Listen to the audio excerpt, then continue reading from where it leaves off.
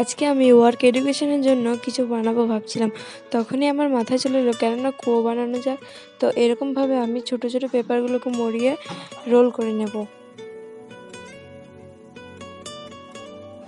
আর role করার পর একটা বড় কাগজে আঠা দিয়ে সেগুলোকে লাগিয়ে নেব। আর দুই পাশে দুটো ওর থেকে বড় সাইজের নেব। আমি কিন্তু 15টা করে ছোটোগুলো দিয়েছি।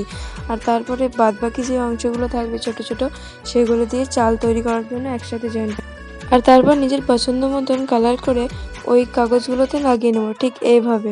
আর একটা কার্ডবোর্ডের ওপর আমি কিন্তু তুলি রং করে দিয়েছি। আর চালটাও আমি ঠিক ওইভাবে একটা কাগজের মতো মরিয়ে দিয়েছি। আর তারপর সাদা কাগজগুলো 4টে ভাগ করে নিতে হবে। আর তারপর যেই কালারটা পছন্দ সেই কালারটা করে দিতে হবে। আমি কিন্তু পিঙ্ক কালার নিয়েছিলাম। আর আমি কিন্তু চালের ওপর দুটো ফুলও দিয়েছিলাম ডেকোরেশনের জন্য।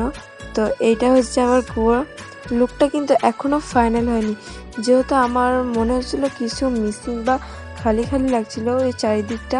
তাই আমি একটা টেপ দিয়ে ওইটাকে মুড়িয়ে নেব। তো ওটা মোড়ানোর পরে হয়ে যাবে আমার ফাইনাল লুকিং।